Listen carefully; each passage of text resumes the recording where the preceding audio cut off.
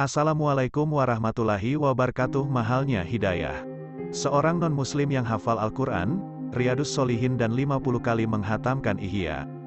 Tidaklah cukup hafal Al-Quran dan hadis, kisah nyata ini pernah dituturkan oleh Habib Quraisy bin Qasim Baharun Cirebon, dari kisah perjalanannya tahun 1996 silam.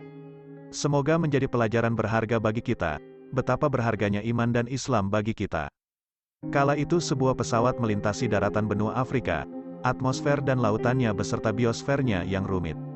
Sayap pesawat nan kokoh melibas setiap awan yang ada di hadapannya. Penumpang pesawat duduk tenang di kursi empuk sambil menikmati sesuatu yang nyaman baginya sembari menunggu pesawat itu landing pada bandara tujuan selanjutnya.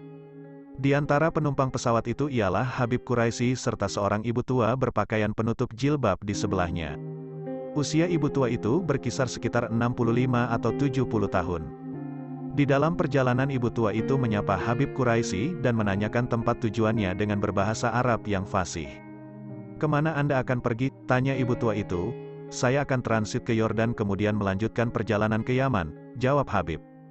"Di mana asal Anda?" tanya ibu tua itu kembali juga dengan bahasa Arab yang sangat fasih. Habib jawab, "Saya berasal dari Indonesia." Mengetahui Habib Quraisy orang Indonesia, sejurus ibu tua mentranslate bahasanya dengan bahasa Indonesia, padahal dari perbincangannya ia mengetahui bahwa ibu tua itu sendiri adalah wanita kelahiran Jerman dan warga negara Jerman. Pada gilirannya ibu tua itu lantas berbahasa Indonesia yang amat fasih pula, lalu bertanya lagi. "Adik di Indonesia di mana?" Habib Quraisy menjawab, "Saya di Jawa."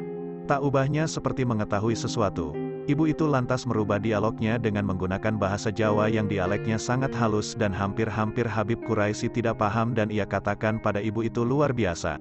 Ibunda begitu banyak menguasai bahasa sampai bahasa Indonesia dan Jawa sekalipun. Padahal Anda orang Barat." Ibu tua itu hanya tersenyum bijak sambil berkata, "Alhamdulillah menguasai 11 bahasa dan 20 bahasa daerah." Silih waktu dari perbincangan Habib Quraisy bersama ibu tua itu mengarah kepada hal-hal yang berkaitan dengan agama. Wanita tua itu mulai mengupas pembahasan Al-Quran dengan indah dan mahirnya. Habib pun penasaran atas kehebatannya menjelaskan Al-Quran dan bertanya, "Apakah ibunda hafal Al-Quran?" Beliau menjawab, "Ya, saya telah menghafal Al-Quran dan saya rasa tidak cukup hanya menghafal Al-Quran sehingga saya berusaha menghafal tafsir Jalalain dan saya pun hafal." Tidak sampai di situ saja, ibu tua itu melanjutkan bicaranya, "Namun Al-Quran harus bergandengan dengan hadis. Sehingga saya kemudian berupaya lagi menghafal hadis tentang hukum sehingga saya hafal kitab hadis Bulughul Maram di luar kepala. Lantas saya masih belum merasa cukup, karena di dalam Islam bukan hanya ada halal dan haram tapi harus ada Fathailul Amal, maka saya pilih kitab Riyadhus Shalihin untuk saya hafal dan saya hafal." Kata ibu itu menuturkan pendalamannya tentang Islam kepada Habib Quraisy. Dan lagi ibu itu kembali bertutur, "Di sisi agama ada namanya tasawuf. Maka saya cenderung pada tasawuf sehingga saya memilih kitab Ihya Ulumuddin dan sampai saat ini saya sudah 50 kali menghatamkan membacanya. Saking seringnya saya membaca Ihya Ulumuddin sampai-sampai bab Ajaibul Qulub saya hafal di luar kepala." Habib Quraisy terperangah melihat kehebatan dan luar biasanya ibu tua itu. Namun karena tidak mau percaya begitu saja, Habib pun akhirnya mencoba mentes kebenaran perkataannya. Apakah benar ia telah hafal Al-Quran? Apakah benar ia menguasai tafsir Jalalain tentang Asbabun Nuzul dan Qaul Ibnu Abbas? Setelah melalui beberapa pertanyaan, ternyata memang benar ibu itu hafal Al-Quran, bahkan ia mampu menjawab tafsirnya dengan mahir dan piawai. Ketika Habib mengangkat permasalahan Ihya Mawat yang ada di dalam kitab Bulughul Maram, ibu tua itu pun menjabarkannya cukup jelas. Ketika Habib membahas tentang hadis Riyadhus Shalihin, maka ibu tua itu menyebutkan sesuai apa yang disebutkan dalam kitab Dalailul Falihin sebagai syarah kitab hadis tersebut. Dan lagi ia menjelaskan masalah hati psikologi berbasis kitab Ihya Ulumuddin pada pasal Ajaibul Qulub. Kembali Habib dibuat heran akan kehebatan ibu tua itu dan menggeleng-gelengkan kepalanya. Menurutnya, sejauh ini selain gurunya Habib belum pernah menemukan orang yang berilmu lebih tinggi selain ibu yang ada duduk di sampingnya. Pesawat mendarat landing di airport. Ketika pesawat itu sudah benar-benar berhenti, para penumpang semuanya menyiapkan diri termasuk barang bawaannya menuruni pesawat. Begitu pula ibu itu mengambil tasnya yang ada di kabin. Karena sudah merasa kenal, Habib mencoba bantu mengambilkan tas itu dan menurunkan 3 tas ke lantai pesawat. Subhanallah, Ketika ibu itu menunduk untuk mengambil tas itu, ternyata keluar dari bilik jilbabnya seutas kalung yang bertanda palang salib.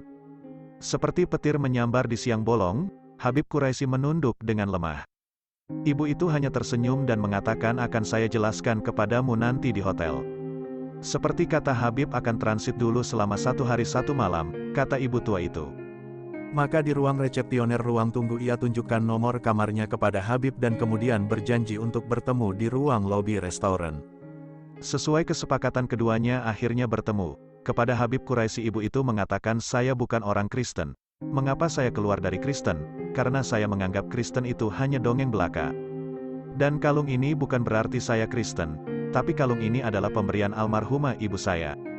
Ibu tua itu pun mengatakan bahwa ia telah mempelajari beberapa agama, Kristen, Hindu juga Islam. Ia juga sempat mengungkapkan ketertarikannya mengenai keagungan yang ada di bilik wahyu Allah Subhanahu wa Ta'ala dan hadits Nabi Muhammad. Ibu, apa agamanya sekarang? Habib bertanya. Dia katakan, saya tidak beragama. Seandainya ibu masuk agama Islam, begitu membaca syahadat, ibu akan langsung mendapat titel Kiai Haji karena demikian luas ilmu yang ia miliki, kata Habib. Ia menjawab, mungkin karena saya belum dapat hidayah dari Allah. Habib Quraisy sempat menetaskan air mata bersyukur kepada Allah Subhanahu wa Ta'ala, bagaimana orang seperti dia yang sudah hafal Al-Quran dan lain sebagainya belum Allah izinkan untuk beriman kepadanya. Sementara kita tanpa usaha apapun, telah dipilih oleh Allah Subhanahu wa Ta'ala untuk menjadi seorang yang muslim. Demikian kisah ini, semoga yang membaca dan yang turut merilis kisah ini, dapat mengambil iktibar betapa bersyukurnya kita telah dianugerahkan iman.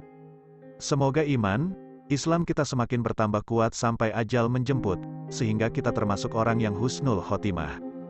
Tulisan, Mahalnya Hidayah, yang dituturkan Habib Quraisy Qasim Baharun.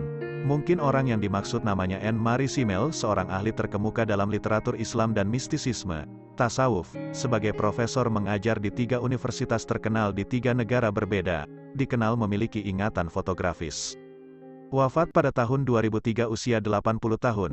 Entah bagaimana tentang keimanannya pada akhir umurnya, wallahu alam. Mari bicara sedikit tentang filosof, budayawan, dan penulis kenamaan Jerman. Ketika mengomentari doa-doa Islam khususnya Sahifah Sajadiyah, kumpulan munajatnya Imam Ali Zainal Abidin Sajjad, An-Meri mengutarakan, saya selalu membaca doa-doa, hadis, dan sejarah Islam dari bahasa Arab dan tidak pernah merujuk ke terjemahan apapun, katanya. Saya pernah menerjemahkan dan menerbitkan sebagian Sahifah Sajadiyah ke dalam bahasa Jerman. Sekitar 70 tahun lalu, ketika sedang menerjemahkan salah satu doa, Ibu An-Meri sedang terbaring di rumah sakit. Saya menemaninya. Setelah ibuku tertidur, saya duduk di pojok kamar dan menulis ulang terjemahan yang telah saya lakukan. Kamar ibuku memiliki 2 ranjang. Di ranjang yang lain terbaring seorang wanita penganut Kristen Katolik yang sangat fanatik dan kuat akidahnya. Ketika melihat saya sedang menerjemahkan doa-doa Islam, ia serta-merta memprotes saya, memangnya kita memiliki kekurangan doa di agama Kristen dan kitab suci, sehingga kamu memilih doa-doa Islam. Setelah buku itu dicetak, saya mengirimkan 1 naskah kepada wanita itu. Walhasil, sekitar sebulan setelah itu, wanita itu menelpon An-Meri, seraya berkata, saya sangat berterima kasih atas hadiah buku itu. Setiap hari saya membaca buku itu sebagai ganti dari doa-doa yang biasa saya baca. Habib Ali Zainal Abidin bisa membuat solusi bagi mayoritas masyarakat Barat. Dan yang sangat menarik, di atas batu nisan An-Meri Simel tertulis hadis Imam Ali bin Abi Thalib kakek Zainal Abidin dengan khat nastalik yang sangat indah. Dikutip dari Habib Ali Assegaf, jangan lupa dukung channel kita dengan cara like, komen, dan subscribe. Bagi orang baik yang sudah subscribe ke channel ini, saya ucapkan ribuan terima kasih. Bagi yang belum, ayo segera tekan tombol subscribe-nya dan nyalakan tombol notifikasinya agar apabila kita upload video kalian orang pertama yang menemukan video kita. Demikian kisah ini saya ucapkan assalamualaikum warahmatullahi wabarakatuh.